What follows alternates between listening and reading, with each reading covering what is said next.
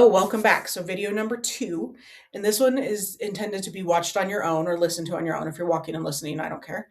And what I want you to do is we're going to spend a little time thinking about what reflexes and reactions come up for you when you have a conversation. So again, to reiterate, the goal of this entire training is to understand each other. Understanding is critical to fixing, and reflexes can often be like that blindfold. If we talk about blindfolded pickleball, some of the reflexes we're going to talk about are the blindfold, and they keep you from understanding. So we're going to talk about that a little bit. I'm also going to remind you that you can only be responsible for your side of the pickleball court.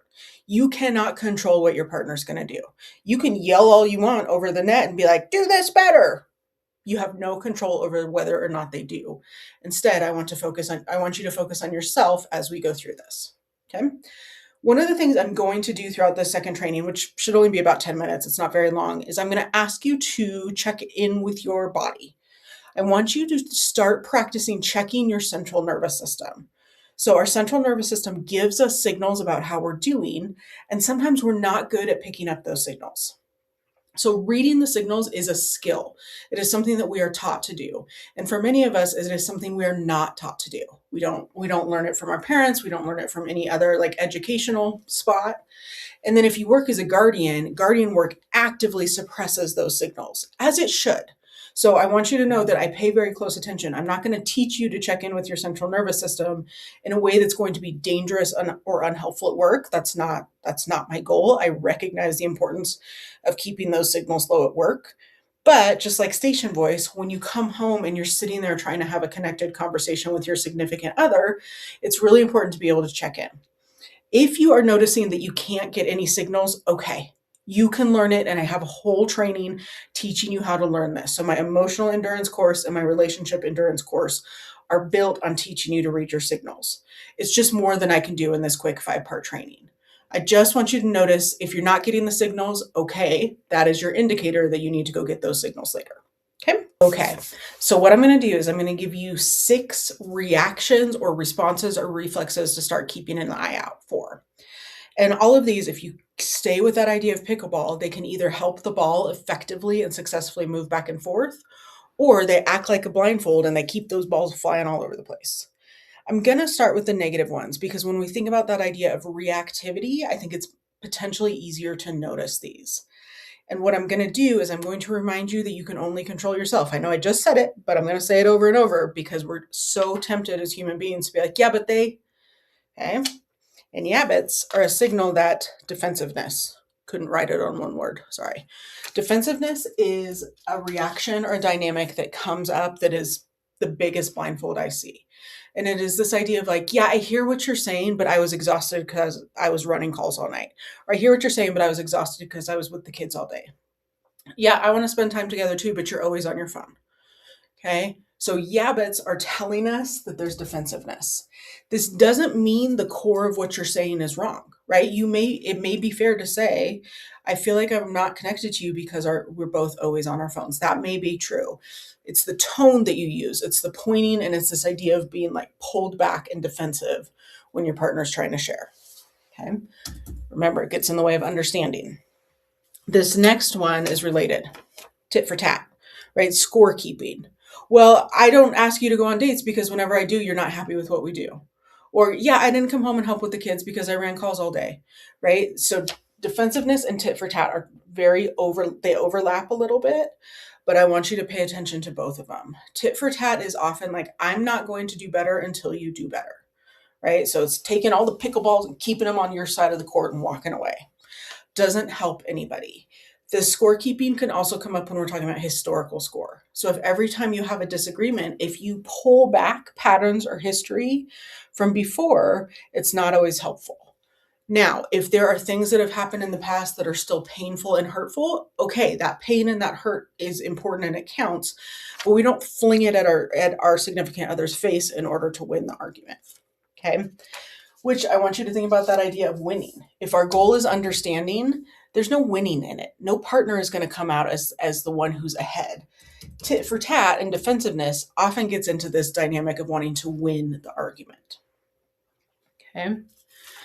And then the third one I want you to think about is withdrawal. Okay. So these two tend to be more more into the fight space. This tends to be more into the flight or freeze space where you just shut down. So withdrawal can look like a bunch of different things. It can be just like grunting and refusing to join the conversation. It could be body language of just staring off into space, refusing to have the conversation. You may not even notice that you do it, or you may do it as a stress response. So when we talk about learning to notice your central nervous system, if your significant other has noticed, like, hey, are you okay? And they ask you questions like that, you might withdraw and not even notice it. Okay. It doesn't help though, right? It's refusing to even play the game. And it's something that we need to pay attention to. I do want you to know that if it's something you feel like you don't have control over, okay, this just goes back though to where you need to learn more about your central nervous system and learn how to manage it. Okay, so now we have the good dynamics that we want to put into play. First one is openness. I want you to think about this idea of being open to what your partner is saying. If we are seeking to understand, that means we want the information. And the thing about like defensiveness and tit for tat is it tends to close us down. We're not open to learning more about their experience. Openness doesn't mean you agree, okay? Openness doesn't mean that you think that they are right and whatever they are saying is exactly what you have to believe. No, openness just means you want to understand, okay, that you are seeking to gain more. I want you to think of it in terms of like asking them to paint the picture, which brings me to my next one, which is curiosity. Openness and curiosity tend to go together. So curiosity means you just want to know what that means to them. So if your partner says, I feel really disconnected from you, what does that mean? Tell me more. What does it mean to be connected? And we're not saying it in a defensive way like a detective. Like, well, what does that mean? What do you want me to do? It's more like, can you help me understand? Can you paint the picture for me of what you imagine a connected relationship would be like? I want you to think about it as this like, come forward, tell me more. I am interested versus like, no way, because I work harder than you. Okay. Again, if you don't know how to do this, that's okay, but you need to learn. If we don't, a lot of times these reactions get drilled into us. We're really good at these and we're not so good at these. And that doesn't mean you suck, but it does mean you need to learn. Okay. And then my final one is ownership. So again, I'm going to repeat myself. You can only control your side of the court. So in this openness and curiosity, if you're hearing things about yourself that could be better, own it and deal with it. Again, not necessarily to fix yet, but I want you to own and understand what it is that they're saying and pay attention to your side of the court. Okay, so many other reactions and responses we could talk about. I tried to narrow it down to the 6 that I see show up in my office the most, the 6 that seem like they're the most common. So focus on those. If other things are coming up, cool, pay attention to that as well, as long as it is leading towards the goal. Which brings us to our S model.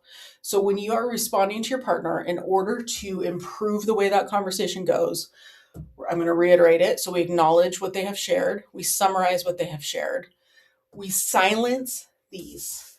Okay. And this doesn't mean you're good at it, but I want you to work to shut down tit for tat, withdrawal, and defensiveness. If it comes out, it is okay to be like, hold on, that was defensive. Let me think of a different way to say it. These, again, it's a reflex, right? You're going to be very quick at some of these, and it is okay to be like, hold on, I saw it and I'm going to work on it. Okay. Own what happens. So silence the bads. And then I want you to think about safety, emotional safety in that conversation. So if you think about a conversation where each partner is owning what they're putting into this conversation and they are open and curious, it's just a safer place to raise your thoughts and feelings. If there's something that's not going well and you'd like to talk about it, it is safer to say that when we are managing our reactions. Okay? S. So if this was helpful, if you found this helpful, the way I have it set up is then I want you to put your email in the box that'll be on this page or in the look around, depending on where you're watching this. I'll find a place to put a link so you can send me your email. Once you subscribe, I'm going to send you 3 more of these guided conversations. Okay, 3 more questions to 3 more questions to answer. And I'm going to send them to you. My system will send them on a 24-hour delay. Okay, because I don't want you to just run through all these. I want you to practice slowly noticing, giving yourself time. After this video, I want you to spend some time thinking about this first conversation and what you noticed about your reactions, and then potentially thinking about some of the bigger arguments you've had. So if you can pull up some of the big kerfuffles that you've had between the two of you, what did you notice that arose on your side of the court? Okay, so if this is helpful, go put your email in there and I will send you the remaining 3 questions. And then I'll also have information on how to do the bigger central nervous system training and everything. Thank you.